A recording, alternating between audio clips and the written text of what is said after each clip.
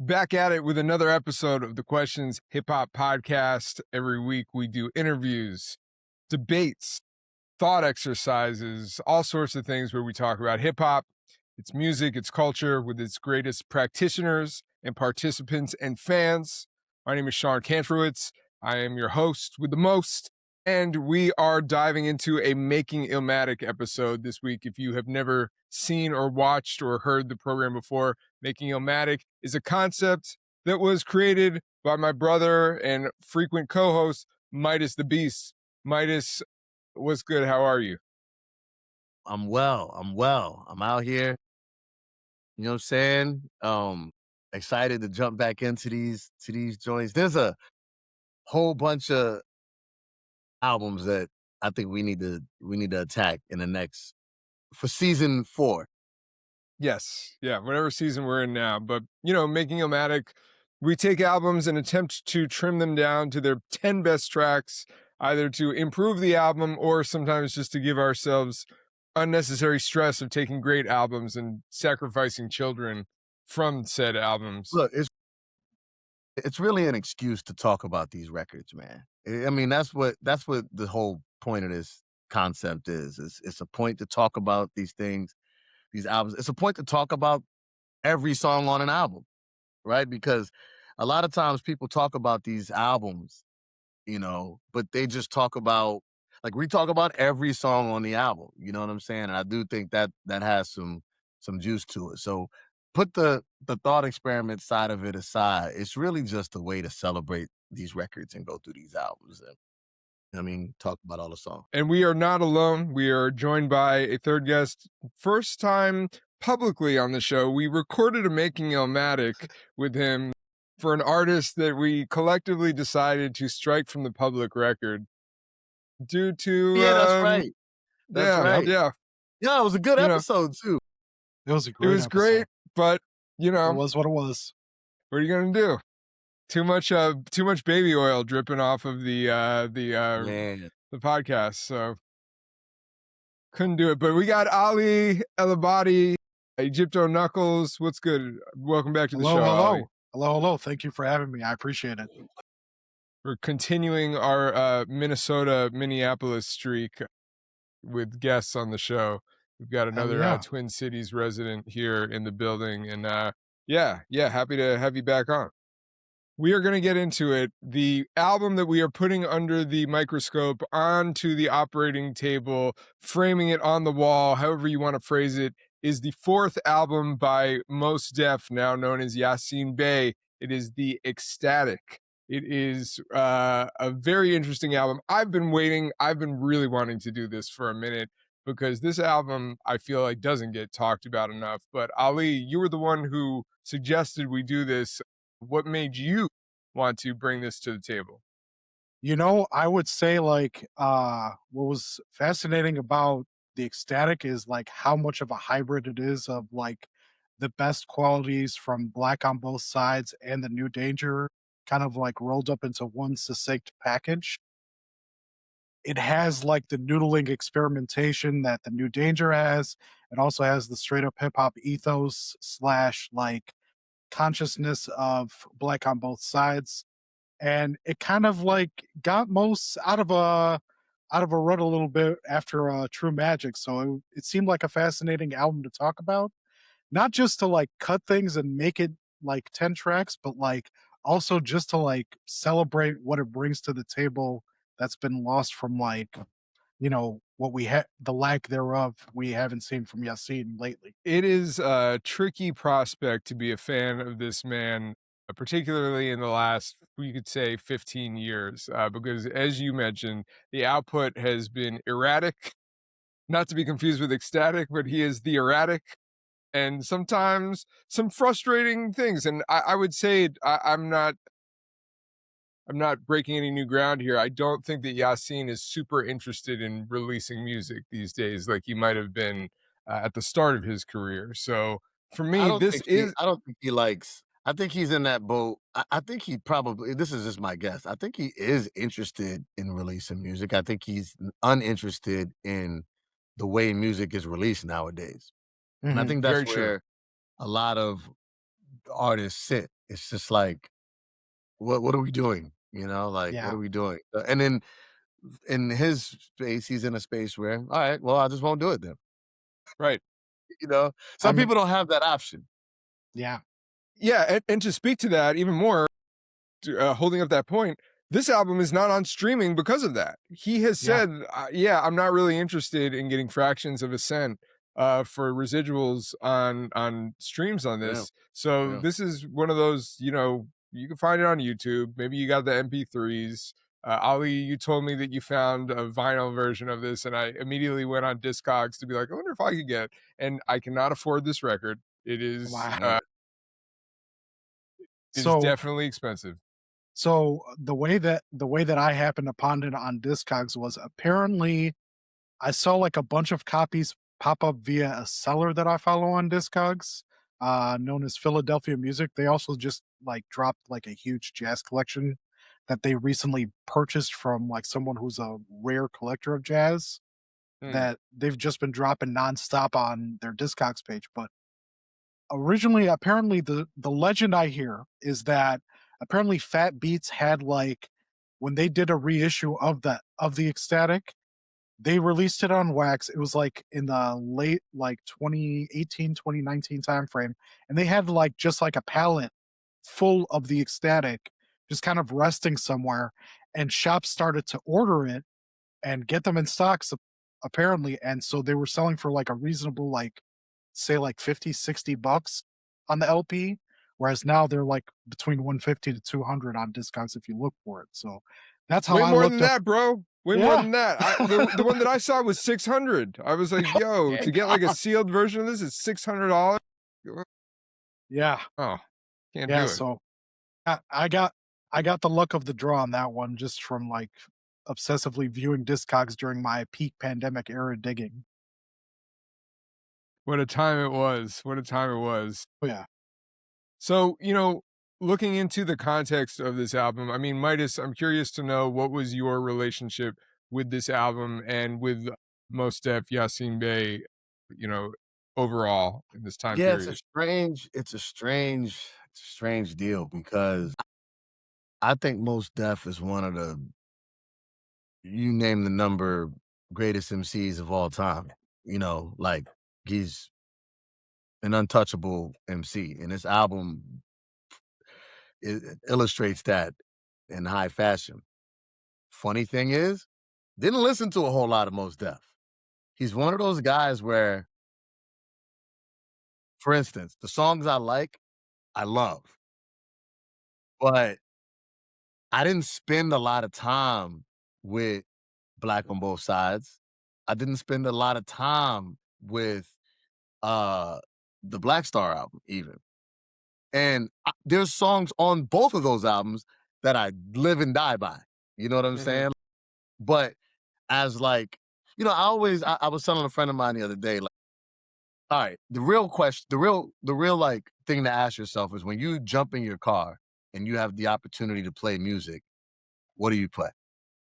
Right? And it's like a lot of the Most Def stuff is not stuff that I pull up on a regular basis to listen to. That being said, like I said, some of those joints are some of my favorite songs of all time. I mean, I think about Thieves in the Night, you know what I'm saying? One of the best, I think about Brooklyn. of course. I mean, there's so many. Obviously, Umi says there's a lot of joints where you're like, oh my god, this guy. By the time, so I did. Now, mind you, I checked for everything that would come out, right? So like, Black on Both Sides was crazy. I checked for New Danger and was like, what in the shit is this? And see, you only need to fuck up with me one time, and then I'm off the train.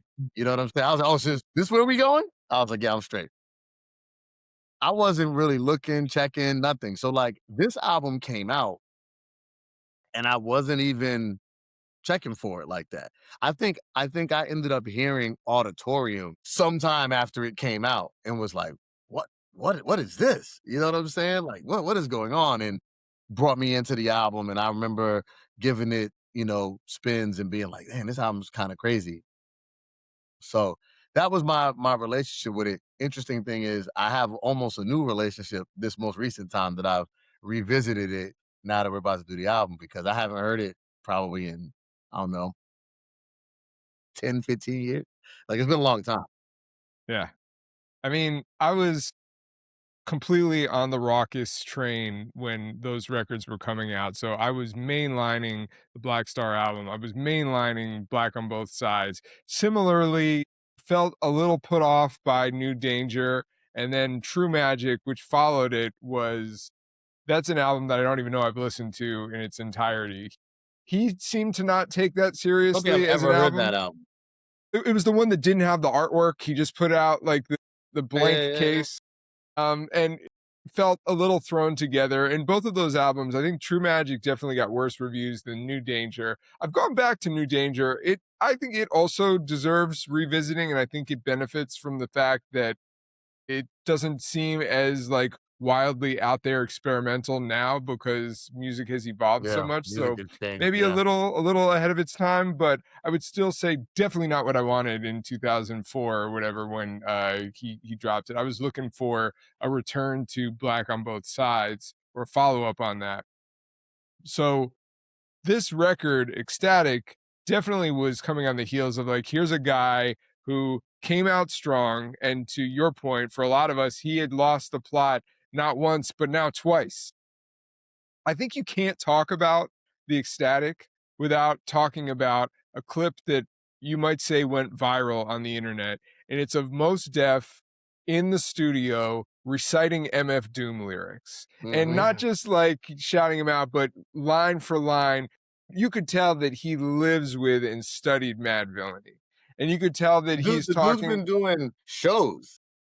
Did you see that? Yeah. Yes, he's done shows where he basically crazy, is by the doing. way. That's an insane deal. Has that ever happened? I can't think of another example of a hip hop artist just like I'm gonna performing the works of another artist. So that video is significant to me because I've always maintained pretty early on that the Ecstatic is Mos Def's MF Doom cosplay record. It's sort of like, yo, really inspired by what Doom was doing, really inspired by a lot of the collaborators and the people that Doom has worked with. Let me try the mask on a little bit. It's not like a complete, submergence into somebody else's identity, but it's like, oh, cool, I like your style.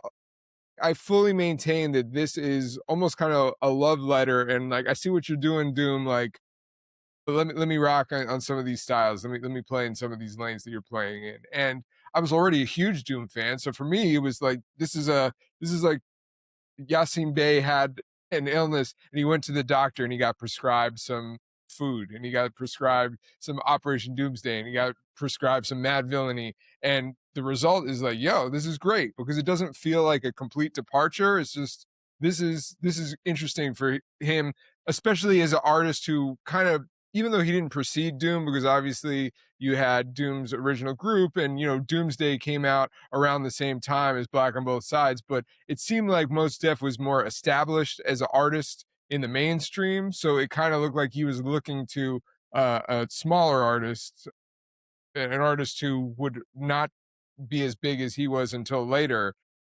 So it kind of felt like he was playing in a different league and taking some of those styles. You know what I mean? I super agree with that. I mean, it's interesting. The Doom influence on this album to me is it's in structure and it's in aesthetic more than anything else. Because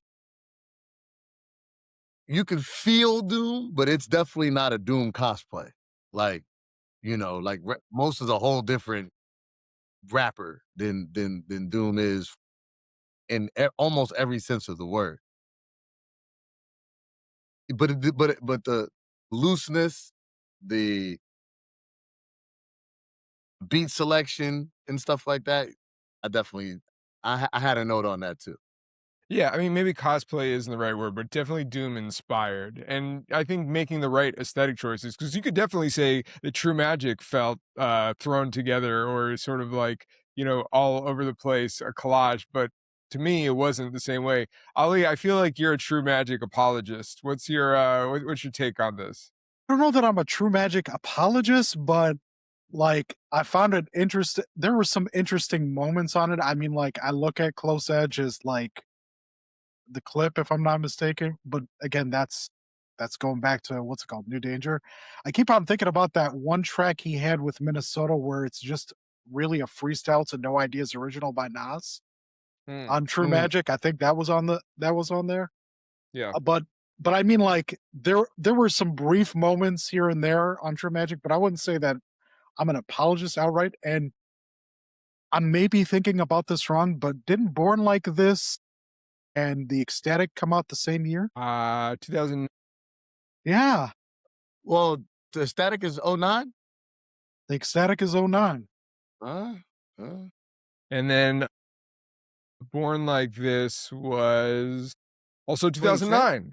2009. Yeah. 2009. Yeah, Okay. interesting. That actually doesn't make sense to me at all. Like, Yeah, and it came out, and if I'm not mistaken, like what was it? Like came out in June of 2009 as the Ecstatic, and then Mos Def was 3 months, or no, Doom was 3 months earlier than that. yeah, In Doom was March. March. Yeah, March. Yeah. Well, you guys threw. Well, you know what's funny is diving into this album threw me off out the gate because for my memory of like my raw memory, not looking at anything, if you would have called me Ali and said, "Yo, when did the Ecstatic come out?" I'd have been like, "Oh, like 05?" Right? Like that's where my brain It's went. And then when yeah, I was looking, I was like, "This album's later than I remember it being." You know what I'm saying? yeah. Like it kind of felt like something that came out earlier than it did. You know, I'll give you one note on I think where most, in my opinion, maybe his creative choices didn't get the love that maybe he wanted them to. It's tough so if you're gonna be somebody who's extra creative and you're gonna switch it up, you might gotta show that that you have the wherewithal to do that out the gate. Mhm. Mm, It we didn't know he was on that time. You know what I'm saying? Like we didn't know that he was on the time of I could go over here, I could go over here, I could go over here. We're like, this is our hip hop b-boy. right. It kind of threw us a curveball when you're like, all right, you're not our b-boy no more. But like I would imagine, right? So like imagine if he like very early on is playing in the True Magic sandbox or the New Danger sandbox Mhm. early, like Yeah. right. Like there's always sprinklings of this in his music. I think we would have accepted it a little bit differently as a culture. You know what I mean? But like it was just so a departure from what we thought, Yeah. he did. But I think at the same time too, it wasn't too much of a departure, especially if you listen to Black on Both Sides, because he had that rock and roll track He did. that Yeah. He also did. featured members of Bad Brains and stuff like that, who he transitioned over to perform on the New Danger as Blackjack Johnson when he had that band. Right. Like when on the more like punk centered cuts on that one. And then like obviously like, he had those moments of singing and flourishes that came up on the panties on the New Danger that kind of carries over to a joint on the Ecstatic, like when we get deeper into the album. Yeah. Also, I just had this thought. You gotta remember too, this is the early 2000s. Think about what else was happening. Like Outkast dropped an album where Andre 3000 sang on the whole thing. Yeah, people were. We people things were starting to blossom and sort of branch out, and I think there's two things can be true. I think for a lot of these guys, whether it's the Q-Tips or the Andre 3000s or the Mos Defs, Yasiin Beys, I will think that it's not controversial to say that even though they are talented at many things, they're all better at rapping than they are at singing. And but also, I think we were also so shocked by these left turns that we weren't as open as we could have been. You know what I mean? Mhm. It was sort of like, well, we're not giving you even the grace there to listen, beyond our expectation because you're breaking a rule that we have implicitly agreed to by buying your album. Fuck Mhm. this. You're not supposed to go over here. We want you over here. So you got to give them some Well, the grace. problem is for all of those guys that you mentioned, and I would even throw Ye on there too. It's like you're also the best at doing this. Right. You know, it's not just that you're good at rapping, you're the best at rapping. Right? Like Andre 3000, it's like you're the best rapper.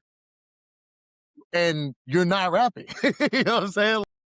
Lauryn Hill, you're the best rapper and you're not rapping. You know what I'm saying? Mos Def, you're the best rapper. So it's like, but what I will also give credit to for people like that, we almost can never understand these guys that are, they're God level creatives. You know what I'm saying?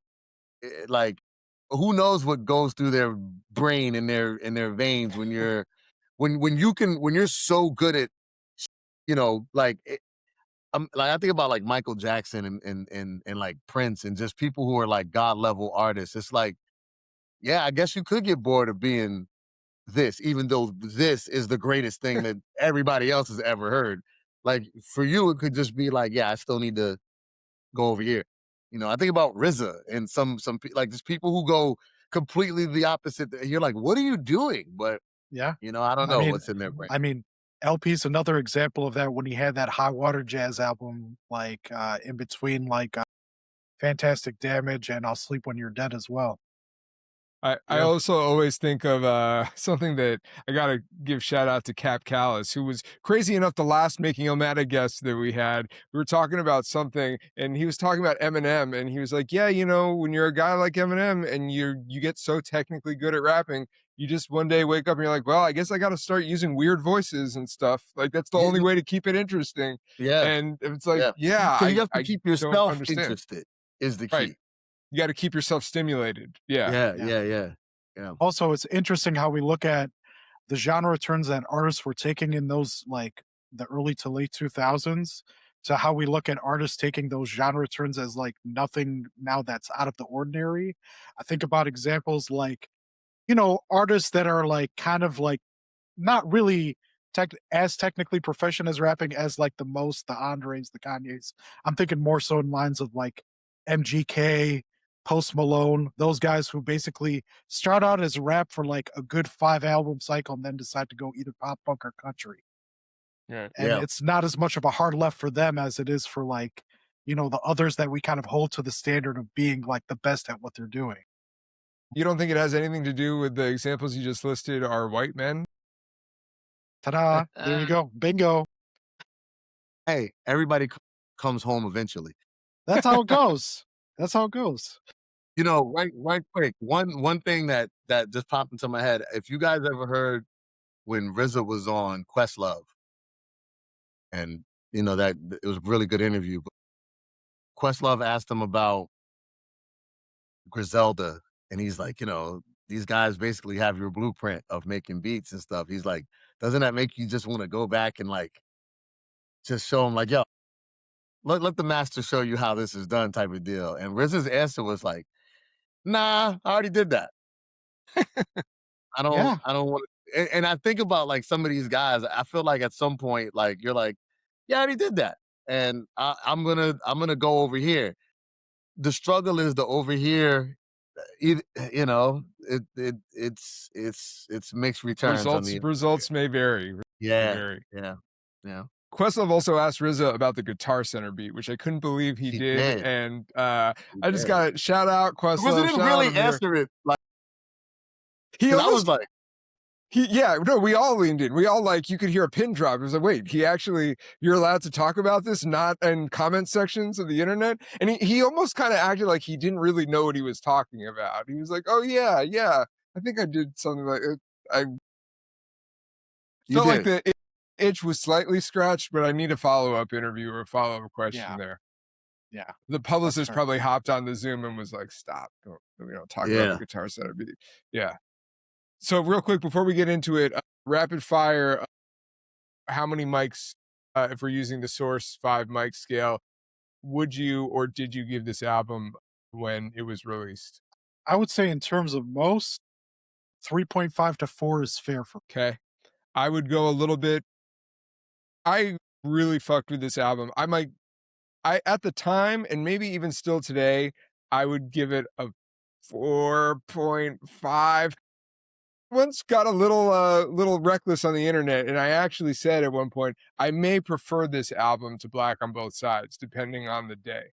I really like this album. There's things about Black on Both Sides that feel a little bit stuck in a different time, and maybe in like 5-6 years, this record will also feel like that, but I need to be, they're two different mood records. It's not like I would want to mix Black on Both Sides tracks with this. They're two distinct eras, but I really like this record, so I would say this is for me like a 4 or 4.5. Yeah, I would probably say, oh man, well back then, I would have said probably a 3.5. Probably would have said a 3.5. Yeah. Got it. Well, we are going to go through the album track by track. It's a 3-person vote to either keep or cut. If we do not trim it to 10 by the time we get to the end of the album, then we will have to do a speed round. So we're going to get into the first song. It is produced by Oh No, and the song is called Supermagic. All right, let me tell you something. The year was 2007. I was working at a record store in Orlando, Florida.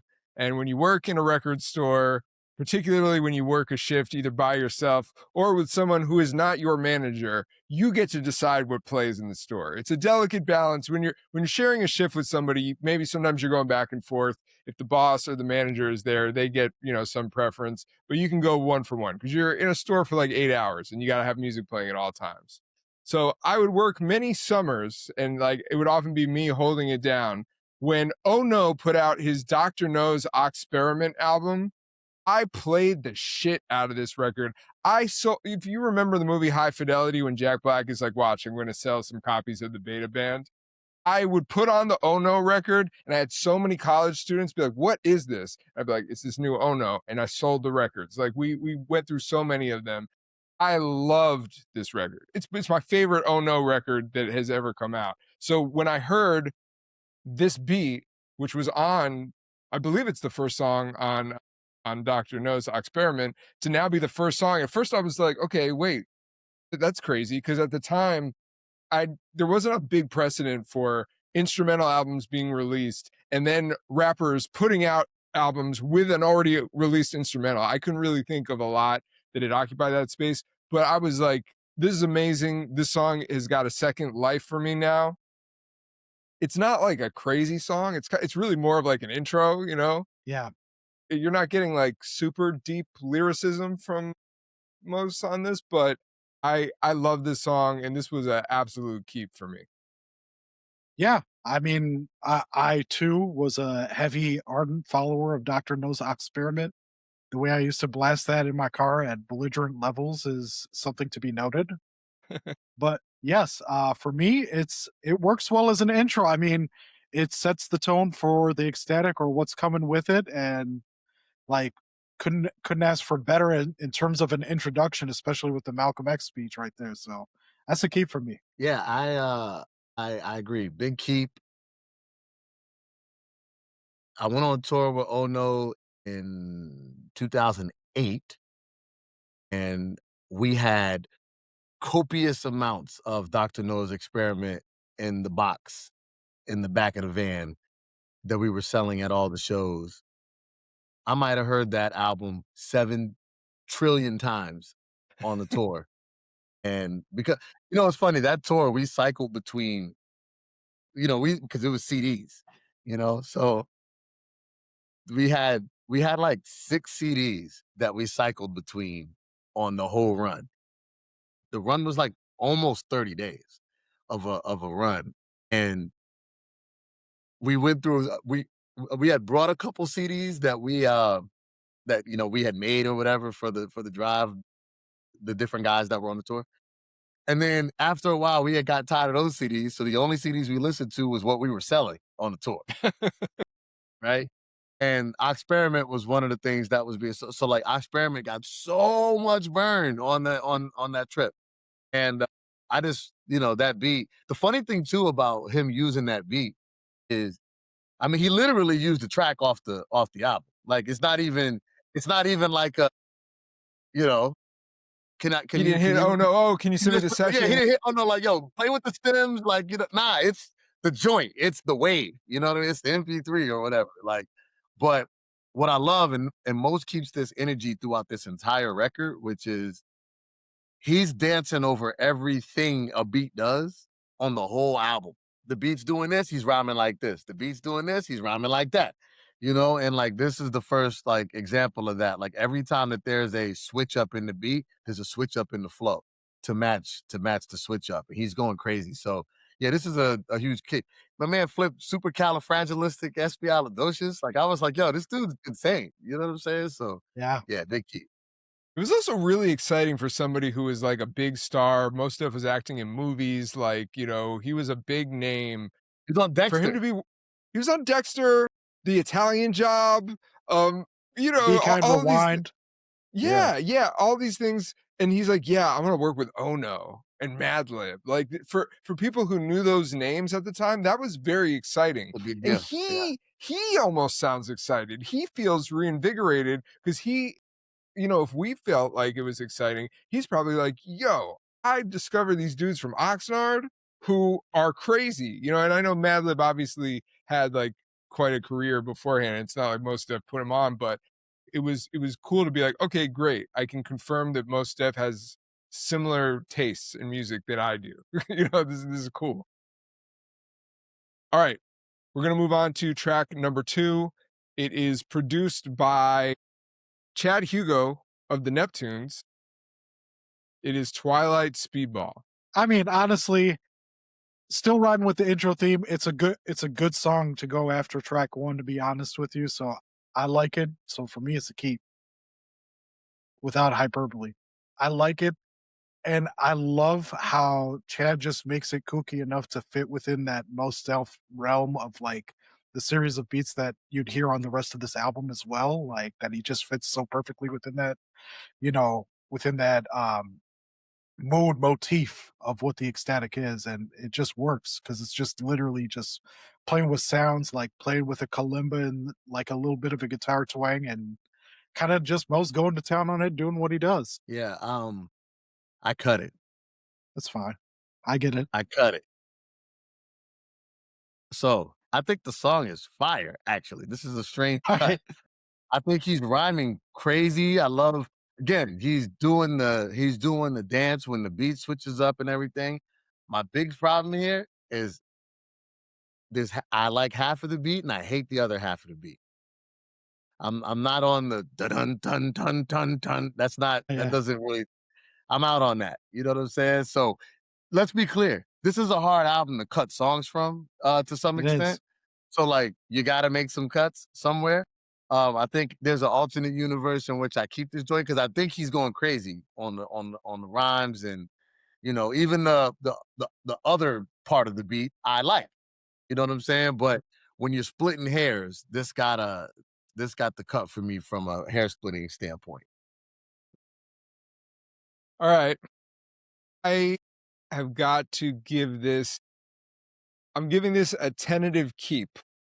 And I think that I didn't really strategize as I sometimes do about what I'm going to cut and what I'm going to keep because I really do love most of the songs on this album. So we might get to a point where we roll over. If I have anything to do with it, we may have too many songs. I'll have to We go gotta back. look at This it. is Yeah. like, this for me is right on the cusp. If it's not like number 10, it might be like number 11 in terms of how I'm ranking.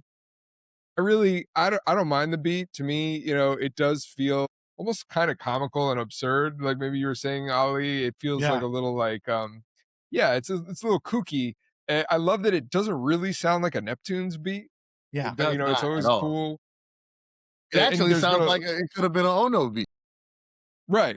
it could have been that or like a Kenna song. When I think back to what Chad Hugo did with Kenna back Yeah. in the day, Yeah. yeah, Yeah, I mean, there's a lot of speculation about who did what in the Neptunes, and you know, I don't know if we're ever going to find out.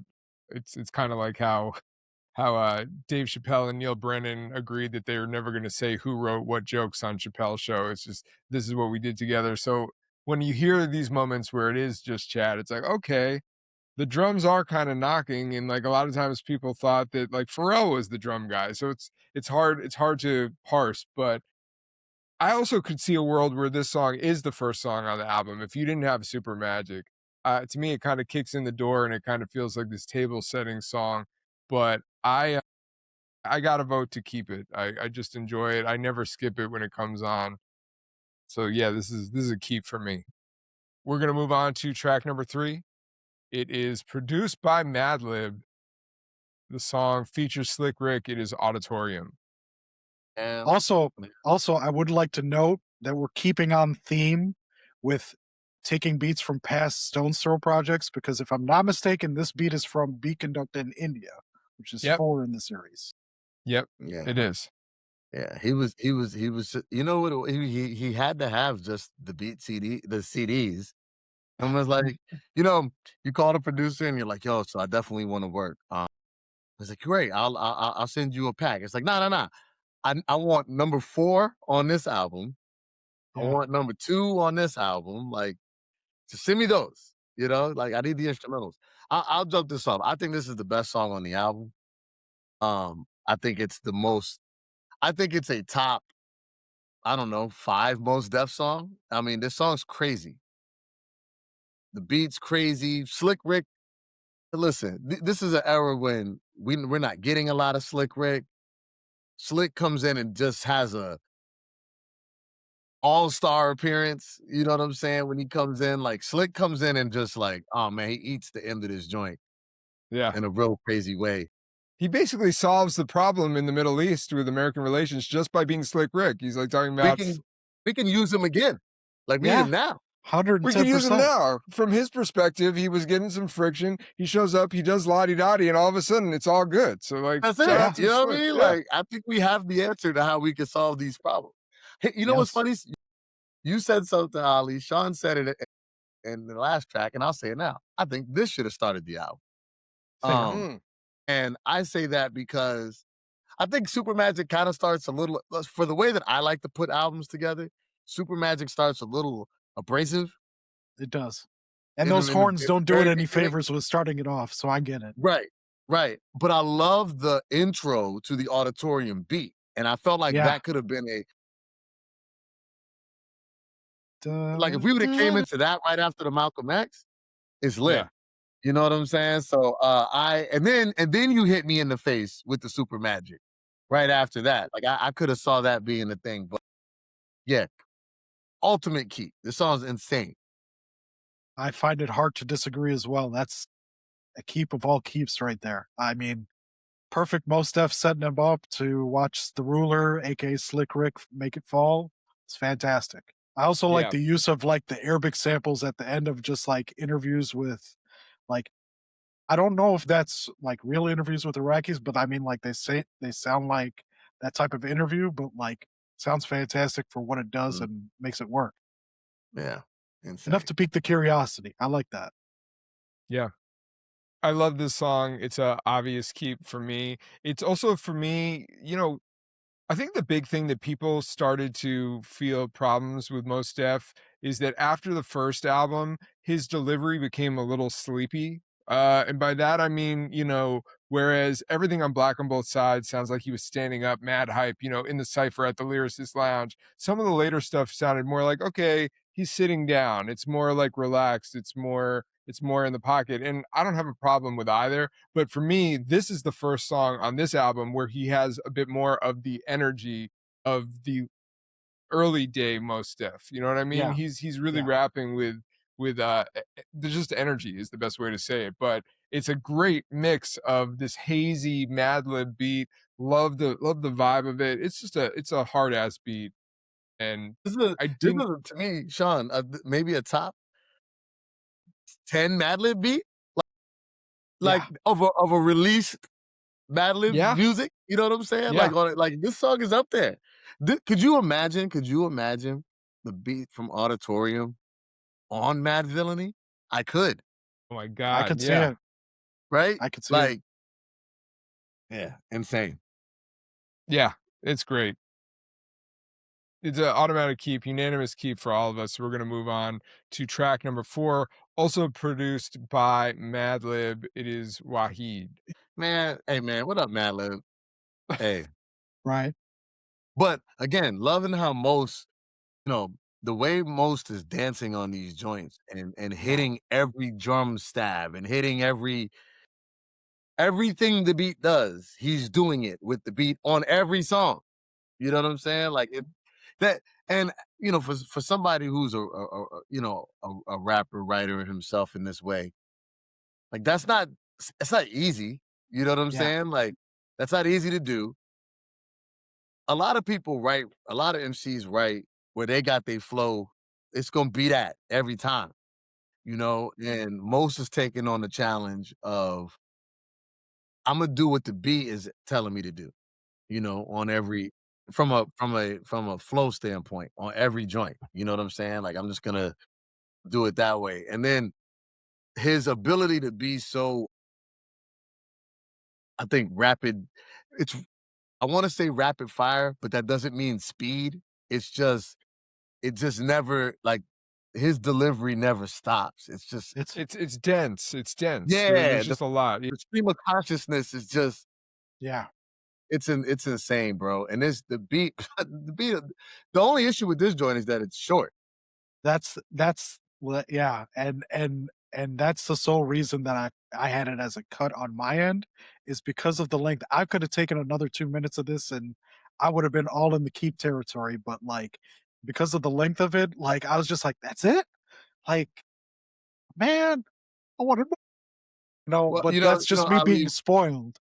my my producer Deli Digger, one of the things because he likes really short joints too. Yeah. And you know, sometimes I want to get a little extra busy, right? Like, yo, what you Yeah. doing? Like, he'll send me the instrumental. It'll be like a minute and a half, and I'll be like, yo, send me a longer version of that. He'll be like, nah, that's it right there. And I'm like, Yeah. you're killing me. But Yeah. one thing that he did say that I always think about when I'm writing these little short joints is he goes, man, if they love it, they'll play it again. And I'm like, That is true. that's fair. So Yeah. I did have this as a keep, by the way. No. And for me, yeah, I mean, like that's the length is the only reason I cut this. Like, I have no problem with anything being said of the song and like the way that Mos is coming with it or anything of that nature. I just would have wanted another like minute or two just to kind of like satiate my own spoiled appetite. But I mean, in all instances, if I had to make a cut, this was the one just because of length. That was it. For me in the hot seat here. By the way, it's funny talking about beat lengths. I was working with Merce a lot right before he retired from, recorded music. And I sent him a beat that I really liked that we wound up putting out. But I sent him like a minute and a half of the beat because I was just like, okay, cool. If you like this, you'll write to it, you'll ask it for me. He wrote exactly to the beat. He was like, he sent it to me. I was like, oh, this is great. It's like a minute and like 30, or it was maybe 2 minutes. I was like, I can send you the longer one. He was like, no. I will write exactly to how you send it. So if that's what you sent, that's what it is. I was like, well, damn, I wish I had known that. I would have sent him a little bit of a longer beat. But anyway, shout out to Merce. Yeah, this is tough because I did have this as a cut for its length, basically. Is it like an additive part of the album? But then in hearing the song just now and reacting to it, I was like, God, this is really hard though. Like I know. I had the same difficulty too before like wanting to put it in the cut column was like I'm like it's great, but like if you would have given me a minute more, I would have been a happy camper and I would have been all in the keep section. But Oh, like well, I watch get what it. I'm about to do with cuts coming up. I got a stretch. I know. All right. So I gotta, even in spite of all that, I really like this song, but there are 10 other songs on this album that I do prefer to it. So I have to cut. It's getting cut.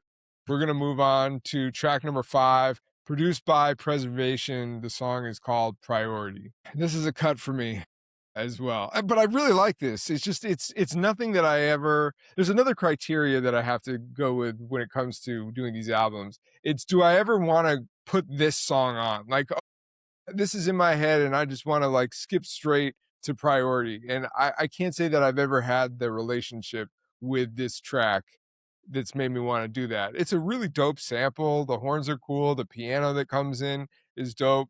Again, I can't express enough that I have no problem with anything Mos Def does on this album. Like, I really fuck with this album, but this is one that if I have to trim this down to 10, I gotta lose priority. It is not a priority for me, so it is. Fair I was waiting enough. for that, Sean. I was Yeah, waiting for that. thank I you. knew it was coming. Okay. So knew it was it's coming. it's a cut. It's a cut for me. Yeah. I'll let MidaZ take it next because yeah, go for it, MidaZ. Well, it's also very short. It's not a better short joint than the joint we just cut. And so in that case, to me, it's definitely a cut because it's short and it's not as good as the other joint that was short that we just cut, in my opinion. I would say, I mean, it's the notes that I took for this joint literally says, it's cool, nothing special. Yeah. It's just kind of like a joint, you know? Yeah. It's a joint. I agree. You know, the positive I'll give it is it doesn't overstay its welcome. It's actually nicely short. Like, thank you for keeping this one short. Whereas the other one, we're like, man, we wish we had some more of it. You know what I mean? Yeah. Yeah. Yeah, I cut it. It's just a joint. Cool. We're all unanimous because I'm also a cut as well on that song as well for the same exact reasons you guys stated. So I actually don't remember this, but when I was looking up the album and just doing some research, I guess Preservation went on tour as Mos Def's DJ for this tour and did a remix album called the Ecstatic. Do you remember that, Ali? Really? I knew nothing of it. I saw that pop up on my Discogs too, and I was trying to wonder more about it because I haven't heard it. Yeah, I don't think I've heard it either. It was reviewed on Tiny Mixtapes. The reviewer said it has a slightly rougher texture, and he deemed it a respectful contribution to the canon of remix-based art, something that could be said for very few modern rap remixes. I want to hear this now because I don't remember that, but we're cutting it. First time I heard Preservation, and I don't really know the Preservation story too well, but the first time I heard Preservation was probably on that Wu-Tang Meets the Indie Culture album. Yes. Yeah. He did a couple joints on there. Yeah, so Dreddy I don't Kruger. really. Didn't Preservation do an album with Ka? Yep, and he's also done stuff for we were talking about this.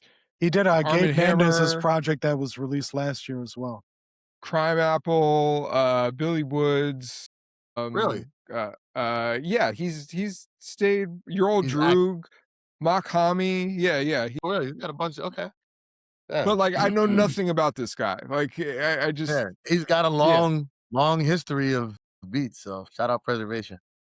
Yeah.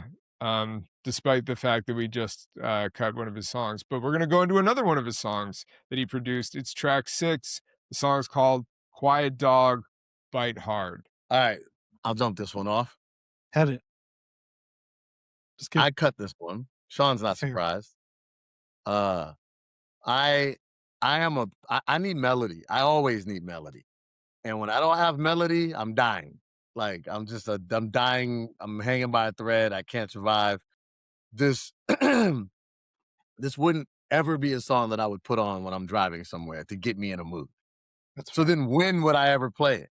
Is part of the deal with songs like this, right? With that being said, I think it's dope. You know what I'm saying? It's just, when would I ever play it? Right? Like, when would I ever listen to it? When is it going to be on my, man, I'm about to go to the store. This is the vibe. Or I'm going out tonight. This is the vibe. Or I'm in a good mood. This is the vibe. But it's kind of never the vibe for me. Yeah. So in that way, it's cut. He's rhyming in a way that only he can do, right? Like he's uniquely qualified to rhyme to a beat like this, right? And to give even an extra credit to it, he provides the melody vocally where there is no melody, you know, which I give him. But where I take away some is, what is he even talking about? Just walking and you're talking and you're living and you're doing it. It's just not really talking about anything. You know what I'm saying? Hey, that's fine. I love a million rap songs that don't talk about anything whatsoever. I make a million rap songs that don't talk about anything whatsoever. But if you're gonna do that, give me some memorable lines. Give me like a metaphor that works. It's just like a get up, get down, and we moving into town, and we did it. I'm kind of right. I'm kind of not with all that. So for me, That's it's a fair. cut. You go ahead, Sean. I'm sorry. I mean, I think we are shocked here collectively, for those who know him, that MidaZ cut a song that is only drums. Yeah, This I'm is just yeah. um I like this song. I would say the reason that I'm voting to keep it is that it is unique. There's not a lot of songs that exist like this. And for me, I cannot hear the song without thinking about when I saw him perform this on David Letterman, and he was playing the drum while rapping. He was standing and hitting the drums, and he had like another drummer playing with him as well, if I remember correctly. But it was like it was dimly lit, if I'm remembering this correctly, and he's just rapping while playing the rhythm, and I was like, this is fucking cool. Like, again, it isn't this like crazy song. I would say it is not like necessarily a classic song in the song sense, but this is just a moment of, I've never heard this before. You know what you just illustrated to me, Sean? It's a party trick. It's a live Yeah. song. Yeah. Sure. It's not Yeah. really a good song. It's at a show, watch what I could do. Yes. Right? Like watch this. And I think probably you said I never saw that performance, but I bet you in a live setting, this song goes crazy. But on the album, that was where I stood. But go ahead. My bad. Yeah.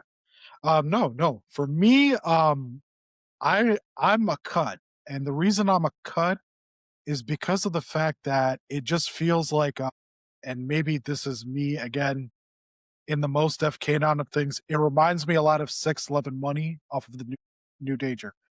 Good ass groove, doesn't really say much music, doesn't really say much lyrically.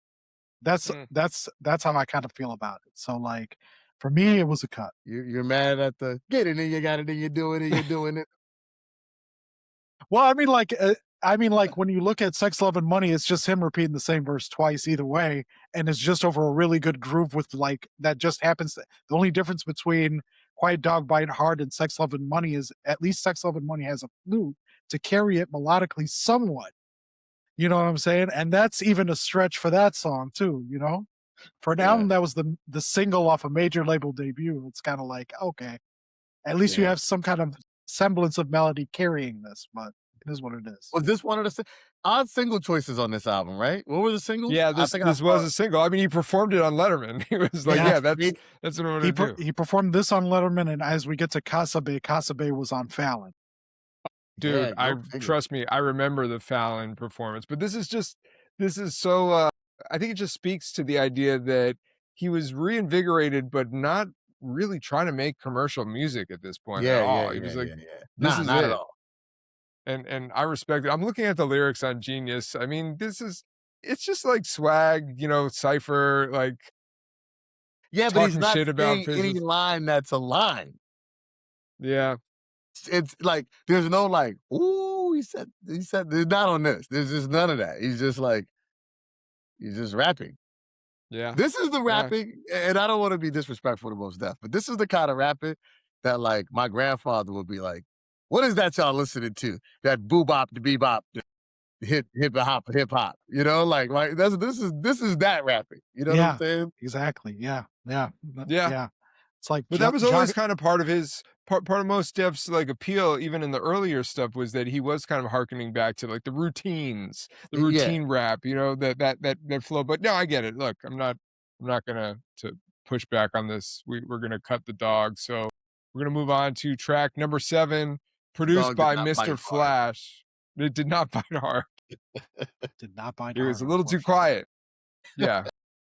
So anyway, track number 7, produced by Mr. Flash, Life in Marvelous Times. So I am a tentative keep, and I say tentative because of the beat.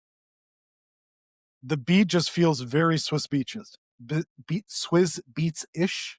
Like it's that's rumble and stuff like that. I think percussively, if you would have done something else to it, like it feels like, what does it feel like to me? It feels like Mos Def's Beef, but just like a sequel to that. Like a lot of the thematics within Life in Marvelous Times feels like a sequel to what he says in Beef to me. just like from a thematic sense.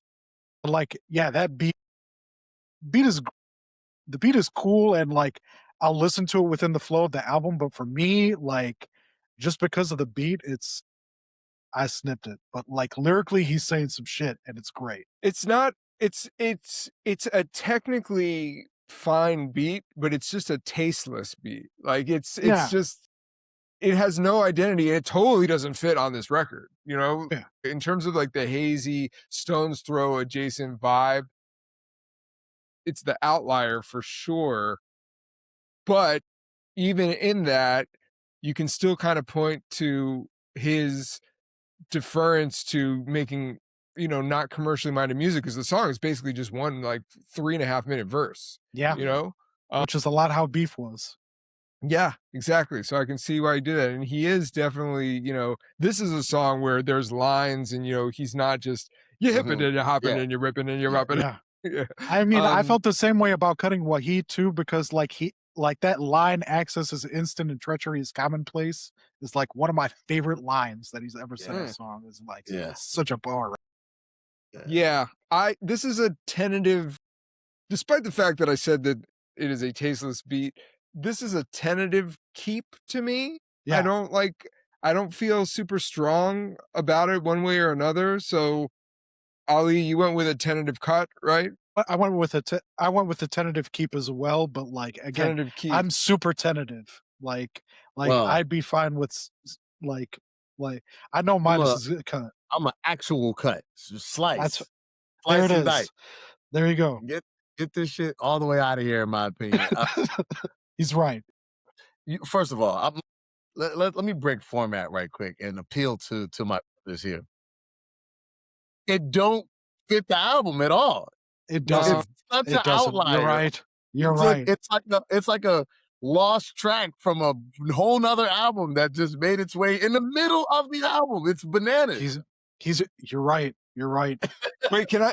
We've never done this. Can I change my vote? Format. I'm changing mine too, because because the way that I think about it, like in the context of the album as well, is like there's like a song later on in the album where he does a better job of outlining that than Life in Marvelous Time. So I'm with MidaZ on this one. He's rhyming crazy on this joint. To your point, he is rhyming crazy too. Crazy. And he's saying some shit. Like, he's saying some real shit. But it's like the beat just like messes up the whole flow of the vibe that it's kind of going into the Ecstatic. So like I'm with you. It'd be like if you had your whole album produced by Dilla, and then you were like, but I also have this Rick Rubin joint. And you're like, wait, what? Yeah. What is this? What is this? You know what I'm saying? Like, what album are we doing? You know, like that's kind of what that feels like. I want to say, was this released as like the first single from the album? Maybe it was. Yeah, this was the other single from it too. So I wonder single choices. Yeah, I guess if we think about like the landscape of what, I wonder if this was his concession to like, all right, let me make something that like maybe they'll play this on Hot 97. Like they're not going to play some, you know, in 2009, they're not going to play some random Oh No beat. You know, I don't think Oh No was getting played. Zero chance this song was getting played on Hot 97. He's right. He's right. I don't even know where he got that concept in his brain if he had it. Well, I mean, I'm not saying that he did. Yeah. Now, if he had it, it was incorrect. There was no chance that was happening. Do we know who Mr. Flash is? He's on here a couple times too, right? He's on here a couple times. I'm looking. I don't know much about him. I don't know much about him. I got nothing. I got nothing too. Right. I don't know. Oh, maybe it's a Mos Def producer. Oh, like or what if it's a Mos Def like pseudonym? Yeah, pseudonym. Yeah. Because I mean, he was known to produce a lot of stuff himself. I mean, like you take a look at Umi Says, he produced that himself. Yeah, maybe he's like, I don't know. Anyway, Life in Marvelous Times. This has never happened in the history of the show. We completely did a fucking left turn and changed our course. Yeah, but it's just I don't feel bad about it. Cut it later. We were just gonna cut it later. Yeah. You had the courage to do what Ali and I could not find the way to do. You did. It's not the. My issue is My issue is I'm so hung up on him saying the stuff that he's saying that I'm like, okay, there's an actual point here, but if you place a different beat under it, I may be able to have buy-in on this, but I don't. Like it is an unfortunate combination of Mos really spitting to a beat that does not belong on this album. Yeah, facts. And it's not even like, oh man, I would love to. Now we're getting into slander territory. Not only that, but it's not a beat that I like, man, I'd love to hear other people go on this, or oh, I could see like it's just it's not, it is a technically good but aesthetically, to my taste, kind of tasteless beat. So, and again, there's remarkable beats on the album, and so it makes it stand out even more, like the song Thumb. Like there's some amazing beats on this album. So yeah, it's tough. It's a tough one. Yeah. All right, we're gonna move on to track number 8, also produced by Mr. Flash. The song is "The Embassy." I truly do not know what this song is about. He's got a couple of those. It is the what's it called? It's kind of like the Quiet Dog Bite Hard coming back to roost, but just over a better beat. That takes a while to get going. But when it gets going, you're kind of like, okay, I'm kind of in the groove of it. But like the minute you're in the groove, it's done. It's like greetings and it's out. Well, it takes a while to get going because it's like 2 beats. You know, this is a easier cut for me just because it feels very unfocused. Even though, again, no issues with anything Mos Def does on this, even though I don't truly understand the narrative of what he's talking about. I guess he's talking about like somebody who works at an embassy and, you know, what this extravagant, lavish life is when he's checking into hotels and stuff. But could have been probably a movie press junket where he experienced like what it was like to get some U.S. embassy treatment or something like. Yo, hey, if that is what this song is about, and like I need to like explore, and I'm just literally guessing, but like, but like, what an interesting thing that like, if you want to talk about like perspectives that artists can rhyme from, how many, you know, especially at this time, how many rappers who are great writers could actually write a song who have the lived experience of like, hey, this is what it's like when you're a fucking movie star. I know some of you guys think that it's great to be like a huge rapper. Hollywood is a whole other level. That'd be interesting. I don't know if that's what this is, but yeah, this is a cut for me. Because I mean, you think about like the times Moses probably had to go to Cannes to like push something like 16 Blocks or Be Kind Rewind or The Italian Job or something like that, where he had some meat on his roll, and it would have been like probably the perspective to write about it from. I was a keep. I was. And then, like, as I kept, like, before we came on here, I tried to listen to it again. I'm just like, there's so much going on here that I'm just like, I don't know why it's within the context of the album. Like, get the beginning portion of it before it switches up to that little bit of a quicker beat where he's like, la, la, la, la. Like, I get that portion of it. And then when it switches up to the actual meat and potatoes of it all, like those are probably like, I would say like if you would have kept it to just those 2 elements, it would be a keep for me. Being that it's not, it's a cut for me. Yeah, I cut it too. This sounds a lot like this. So this happens to me a lot. I'll get a beat from a producer and it'll be a beat where it feels like 2 beats on the beat, or it'll feel like the beginning does this and then the middle does this. And what I do usually is rap over the part I want to rap over and disregard the part that I hate. Yeah. Right. And it sounds like, even if you listen to all these songs on here, it sounds like Mos just rapped over the wave as it was presented, as it was given. Right. Yeah. And kudos to him for being able to do that. Right. Like, but man, if he would have just been rhyming over the la la la part, like it's kind of funky. You know what I'm saying? It's funky. It's kind of ill, but man, that next part comes in like just punch you in the face, throw you completely off balance. You're like, the fuck is going on here? Now here's the interesting part. The other part fits the aesthetic of the album. Like, it's got the vibe, it's got the soundscape that fits. It's just an odd signature. It's an odd tempo. It's just odd, you know? So like I cut it because to Sean's point, it's a strange song. So yeah, and then I don't know what the relationship is between the la la la. Like when I say that, like the relationship between the vibe of that part of the beat, and then Right. like to me, these two things are so different they can't even Yeah. exist in the same. Yeah. Which like, is why again, yeah, I was a keep, but then like I'm like, what does the la la la have to do with anything? I mean, like, is I'm not gonna sit here and make the metaphorical assumption that oh la la means la la land, but if you Right. open your eyes, brother, and Nah, see check what I'm out. talking about. This is what happened. I got it though. I'm gonna take you into the mind of a rapper. This is what happened. He gets the beat and he's playing it, and it starts with that doo doo doo la la la. He's probably humming la la la la, and he's like, "Oh, okay, got it, fire. That's locked."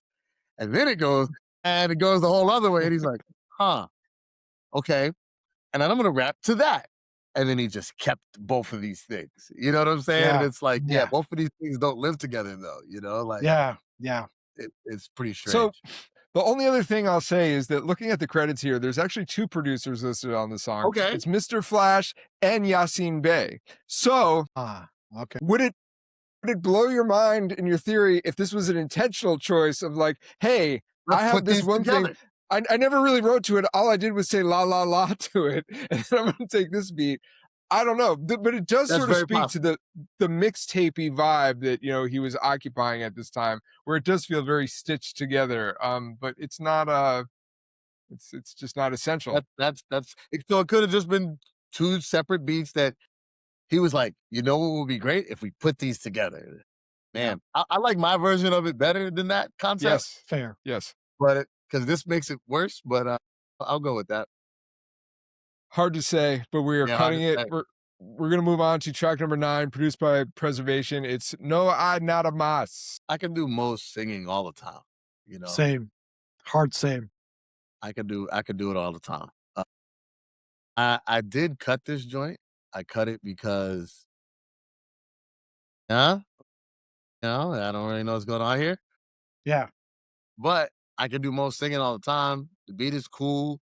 It's probably the closest thing that we'll get to My Umi Says. Like thanks for giving me that throwback. But Yeah. for what this album is doing and what the established energy of this record is for me, this is another thing that probably doesn't fit as well as other things. So for that, it got the cut for me. Fair enough. I know that for me, like when I was listening back to that song, like I thought that like it fits more closer thematically with what the Ecstatic is going for with like the Madlib Preservation, like Oh No, kind of like triad if you were to form it in that similar way. And it also kind of harkens back to what was it? It's kind of like a mix of 2 Mos Def songs for me. Specifically, like I think of the panties from the New Danger. And like the other song is KSO, the track that he did on the Tony Touch mixtape with De La on the Peacemaker. Yeah. Like it's kind of like a blend of those 2 together, like where he's just because like he primarily rhymes in Spanish on the KSO, if I'm not mistaken. But that being said, I was also a cut on this as well. I voted to keep, guys. Don't understand it. I don't, but I don't have to understand it to know that I like it. Like you said, it is like the sort of tonal and spiritual successor to Umi Says, and I'll take most singing at any point at any time. It's got a great vibe, and I would love for him to do an album of just singing. I know Yeah. that's that's exactly what a lot of people didn't like about New Danger, but actually no, people didn't like that it was like very rockish. Yeah, I'd love to hear him on like vibey stuff singing would be great, but yeah, my vote was to keep, but I totally understand all the points that you guys made. So, we Would this have played well in the Super Bowl in the Super Bowl. with our Bad guy? Bunny. Yeah, now that with makes our guy- sense. I Yeah. mean, yeah. Could work. It would have been interesting, a little lower energy than I think what they're Probably would have looking been for at better than the halftime show. salsified version of Die with a Smile by Lady Gaga. I'll Yeah, give you that. exactly. You know what I'm saying? More like Lady Nah Nah, am I right? Yeah. All right, so we're gonna cut it. We're coming up on track number 10, produced by Oh No, it is Pistola. Absolute hardcore keep. I love this song. I love the beat. I love the songwriting. Like this is great songwriting. I gotta like shout out and highlight the second verse, which like lives in my head. He says, if you are to fall in love, then where should you stand to begin with? And when the falling is done, how bad should you plan to get injured? And if you land on your feet, do it count as a fall or a jump? And do it feel like a fall when the hands that pushed you were holding you up? That is poetry. That is great songwriting where it's like some people from a hip hop lens might look at it and be like, oh, the patterns weren't that great. It wasn't that interesting. But like, no, this is just great writing. This is great writing. So I love this. I love the outro with the cowboys and girls sort of nod homage. Yeah, this is I love this song. This is probably one of my favorite songs on the album. So it's a keep. Yeah, I'm also in the same camp. I'm a keep as well. It works just perfect. It's again within that same like kind of like vibe that the ecstatic is going for, and it fits the aesthetic. And Mos is getting busy on it. I like it. I'm a keep. Yeah, he goes crazy. I'm gonna keep. Oh, I mean that's a wild Oh No beat. Shout out Oh No. That That is. beat's crazy. Love the hook. And hey, we get Mos singing, so we get the trifecta of all the things that we want. You know what I'm saying? Like he goes crazy. So yeah, keep. I just realized it was like a pretty crazy stretch that we just went through the album where we cut a hella copious amount of songs. So to be fair, right, to you guys, but you were trying to keep some of them. No. I did my list. I cut 5 through 9 on my list. That's what I was saying earlier. Like, wait till what I'm about to do because it's going crazy. I cut everything from me personally. I cut everything from priority through number 9. Like I thought a lot of that was able to get cut, but we probably landed there mostly. Take a joint. All right, we're gonna go into track number 11, produced once again by the great Madlib. The song is called "Pretty Dancer." I love how Madlib could just have so many different types of beats, but it all sounds like Madlib. It's so amazing how he's able to do that every single time. Like that beat is such a Madlib beat. Yes. Like it's such extremely a Madlib beat. I had it as a key. I also love how Mos picks beats that complement the way he raps well. His selection of beats, I wouldn't say that I think that Mos Def is my favorite beat selector. He picks beats that he's gonna rap too good though. Yeah, and that makes a big difference. But yeah, keep for me. I'm also firmly in the keep category as well. Like that second verse is where he gets busy. Like that. What was it? Word born, suffocate him, sharpshooter. Like he has this like whole pattern that he goes into in that second verse that I'm just like, oh, this is great. It's fantastic. But yeah, word is born, ultimatum. Lights off, smell the sauce, resuscitate him. I don't other rate him, son. I don't nothing rate him. I'll do pap pap, bust a hater, exacerbate him, sharpshoot, lacerate him. I'm just like, he just goes off. It's crazy. I love it. Yeah, it's a keep. It's great. And I also love the line, too busy surviving to argue about Darwin, darling. Yeah. Right? Yeah. It's like so much charisma and so much personality. So yeah, it's to keep for me as well. I love this song. Madlib is just one of the greatest. I know this is not like a hot new take, but man, Madlib is fantastic. Madlib should be doing projects with every rapper.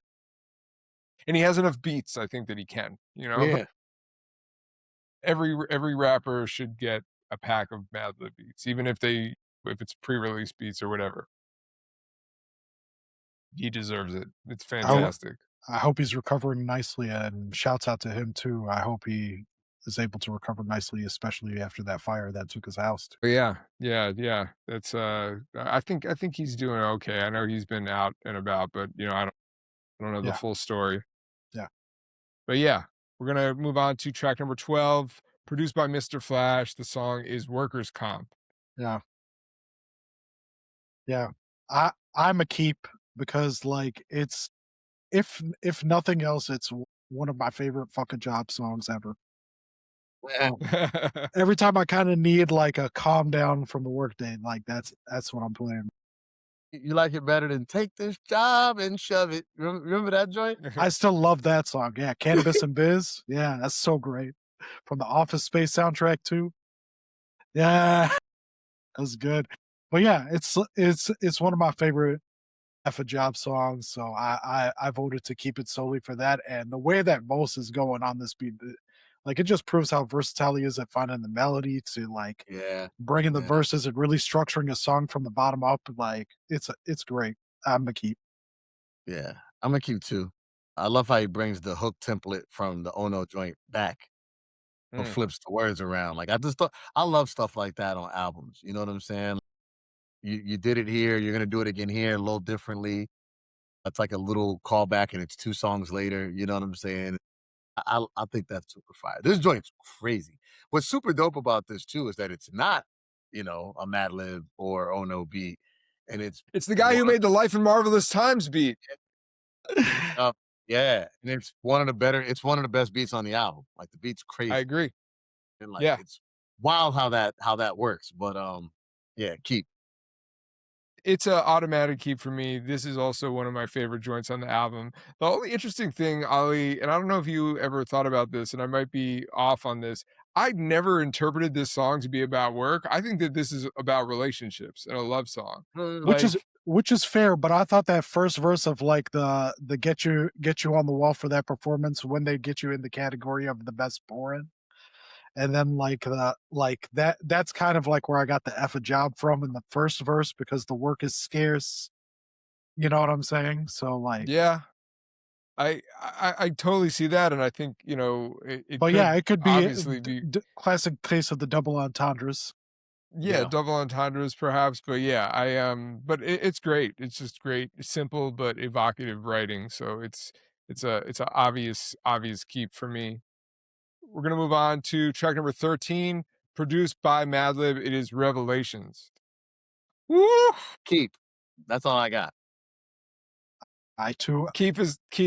Yeah, keep is all I got. keep hardest of keeps. It's really stupid, bro.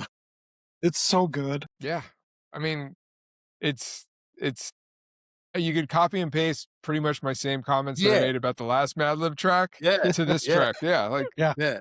It's funny Madlib because great. sometimes when you have songs that sit in a similar space, you're kind of like, it's kind of too much. But it's like, yeah, they're both insane. You know what I'm saying? Like, do the same thing, and they're both crazy. You know what I'm saying? So, what are you gonna say? It's fire. I can listen to 10 songs like that in a row. I mean, I would love again.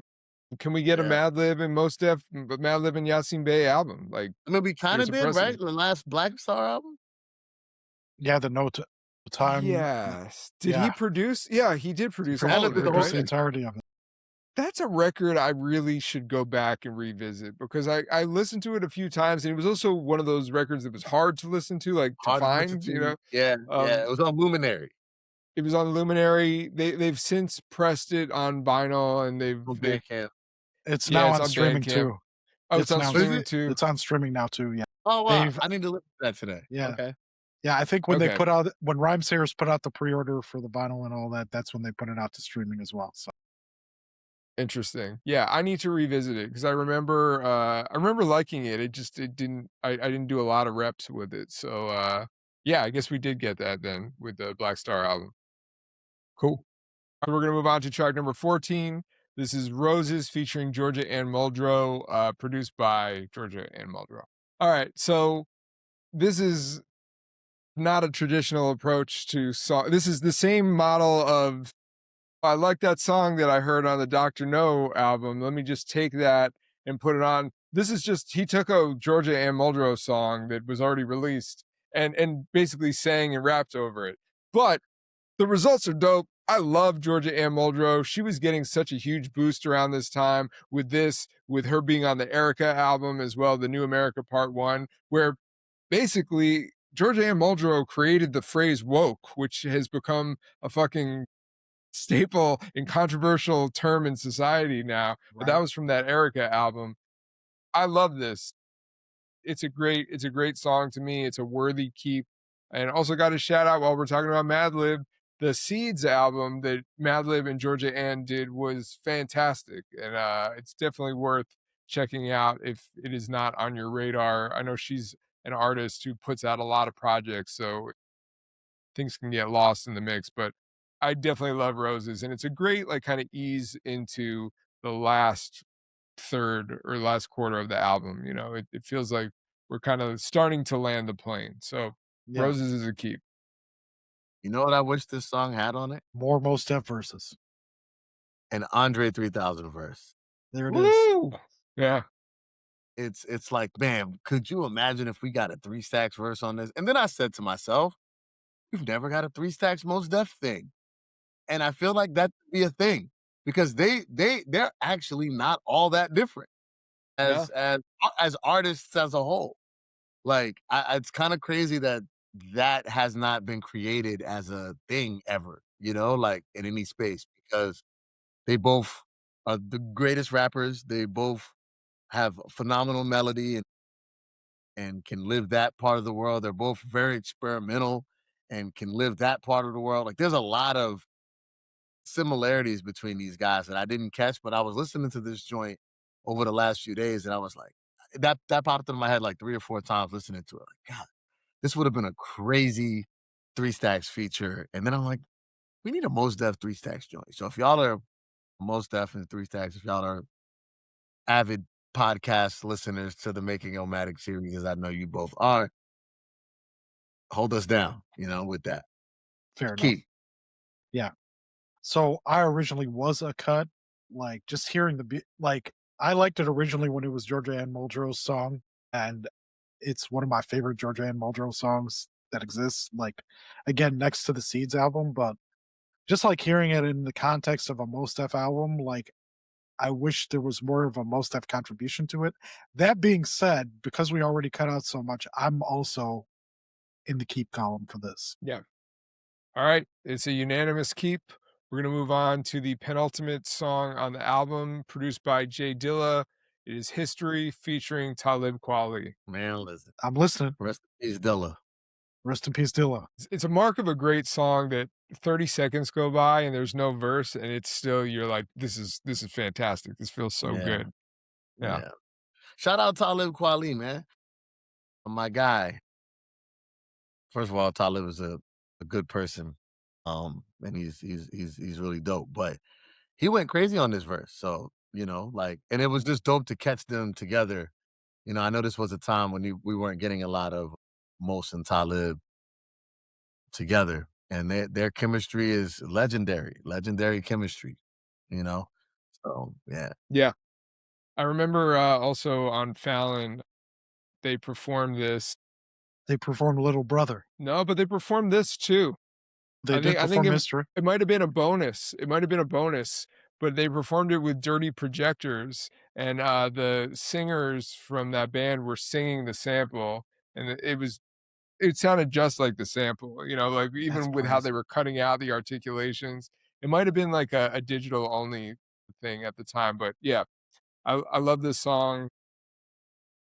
Again, like you can't really go wrong with the components here. It's a Jay Dilla beat, and it wasn't really a Jay Dilla beat that like by this point a lot of people were using beats like, oh, we heard this, it was on Donuts or whatever. So it was cool. Yeah, there's Dilla and Mos Def, there's not a lot of those either, but the ones that exist are, like you said, Ali, Little Brother, like that's a great song. And this is a great worthy addition and a follow-up to the Black Star on Dilla beats canon, of which I think there aren't any others. I think it's just these two, but yeah, it's super keep for me. Keep for me as well. Keep for me as well. Yeah. Easy. So we're gonna move on to the final song on the album, produced by Preservation and Mos Def. The song is Casa Bey. Boogeyman of a master craft of craft masters. Yes. This song is okay. Again, you could say this is what the hell is this song about? It's a lot of just routine flashing, but again, this is crazy. But this done is over crazy. a way better backdrop. Way better backdrop. Dare I say the best use of horns on the record. For sure. I'm not super familiar with the sample. I know that it was Banda Black Rio. I wouldn't be surprised if, again, you can sort of sense the theme here in this album. They may have just been taking songs and rhyming over that. I don't think that there was like a crazy flip or a chop or anything on this. I think it's just rhyming over the instrumental. This song was nominated for Best Solo Rap Performance at the Grammys the year after this came out. It's amazingly wrapped. It's amazingly wrapped. You know, like if you really think about it, rap performance, it should be flawless. Flawless rap. I'm jealous of it because, like, as a guy who writes raps, like I could never write this. I mean, I could never rap this rap. You know, like, and the way that he just utilizes the whole thing, like even the rhythm breakdowns, like he rhymes over that is crazy. The fills, like everything. Yeah. You know what allows? I mean, his skill and everything, but like, he has a voice that allows him to do this. You know, like my voice is way too husky. Like I could never get these many words off in that way clearly. Like I could get them off, you just wouldn't. It'd sound like a mud puddle of words. But he can be clear and rapid, and you know, like it's pretty impressive what he's able to do on this as a joint. I do wish it was the penultimate song though, instead of the last song. I would have felt better if we closed with History. I just feel like that's a great way to end the album. Fair. But this would have set that up, I thought, really nice. But you can't cut it, in my opinion. Like, we got to keep it. It's amazing. It's almost the encore, I think. It's almost like the encore. I do think History is like the great closing statement. Too. And this is like encore or playing while the credits are rolling, you know. Yeah. And Ali, I think you mentioned this before, but the performance on Fallon that they did of this was crazy. And I remember reading, or maybe Questlove was tweeting about this. He was like, do you have any idea how complicated it was to learn this song? Because it's not a loop. It's so many different parts. And the Roots were playing it. And they were like, we spent hours and hours rehearsing this. How long is this? How long are these? Like, we're going through this album. You're like, yeah, he performed 13 songs on Fallon. Like, so Quiet Dog was Letterman. So he was making the rounds. Quiet Dog was Letterman. He did Casa Bey on Fallon, I think, at the time. I want to say that the History performance was later. I think it might have been like a different time. But let me see if I can find the answers to this. I'm also seeing there's apparently on Genius, also credited is a rapper or an artist from Brazil called MV Bill. And apparently it's saying Mos Def got this sample from MV Bill, one of the most famous MCs from the country of Brazil. I had not heard about that before, but yeah. Do you have any thoughts about the song, Ali? I mean, just a masterful performance, if anything else. Just absolutely kills it. It's great. It's like, what a way to close out that record. It's crazy. I think like to save I mean, like, obviously Quiet Dog is like similar rhythmically speaking and tempo wise, but I don't know, Casa Bey just trumps it in every single way to me. And especially has the melody thing that MidaZ is going for too, which like I gotta agree with. Like that melody just makes it. It's incredible. Where it goes from where it starts is interesting too, because you just don't know it's going there. Yeah. You know? It's like it's like starts out at a tepid pace and then it just keeps on building up and building up and building up till it gets to like its explosion, and it's great. Sorry, I'm trying to. Okay, so they did Casa Bey in June of 09 on Fallon, and then I think History was later in like November. So I guess he came back twice in a year, was doing stuff.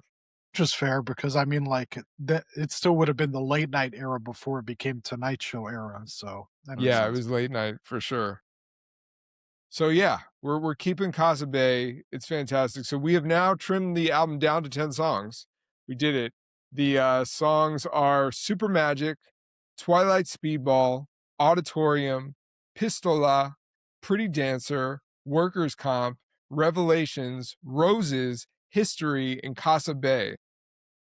That's a 1-track difference than the list that I have. Yeah. I had a 'Cause I few had that, Wahid. yeah, you had Wahid, I had Quiet Dog, and I had the singing No Not a Mas. But, I mean, I'm still not mad at this, like, it's No. like I said, I really, really enjoy this album, so I would say that this, for me, probably even improves it on an album that I already liked. I don't know if it makes this I don't know if this is a 5 mic classic.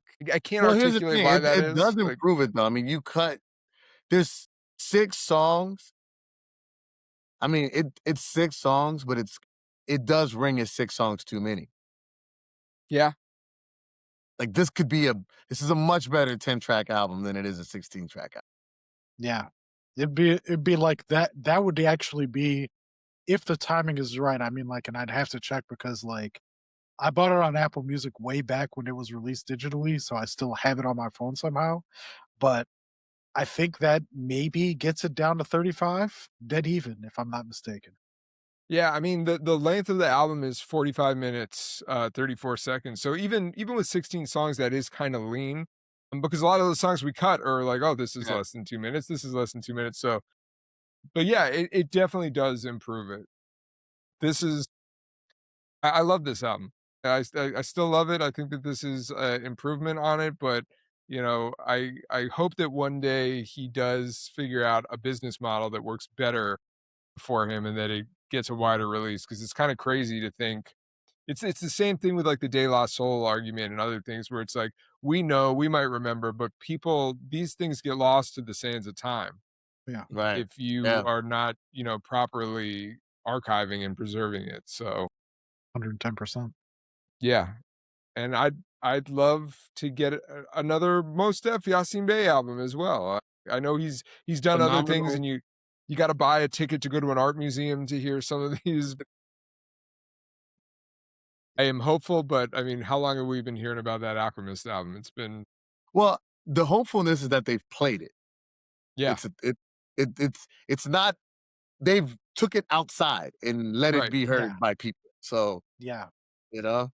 But to be fair, the Black Star album with Madlib, man, I heard songs from that album like 4 or 5 years before that album came out.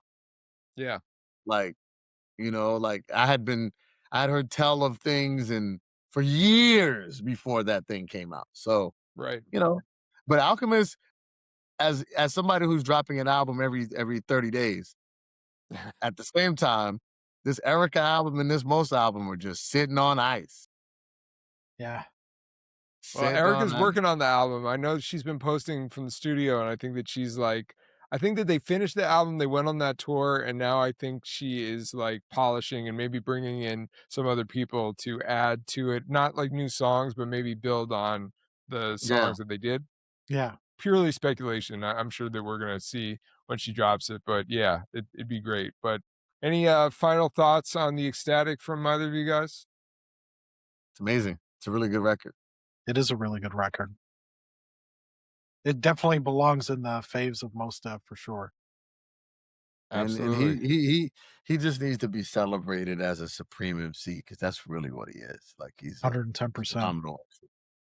And a supreme artist. To our Yeah, point, supreme we artist. talked a lot about, like, people being upset or being thrown off, like, that's kind of what an artist is supposed to do take swings, They're not go all into gonna hit. different Yeah. territories. They're not all gonna hit the same, and, but he is he's a consummate artist, and, that just to your point, yeah, he has to be saluted, so I'm thrilled that we got to do this one. This was great. Same But here. let us know what you think, in the comments, wherever you're watching or listening to this. And, we'll be back soon with another episode of the questions and making Illmatic. So, Ali, thank you again for joining us. Thank you guys for Yeah. having me. Appreciate you guys.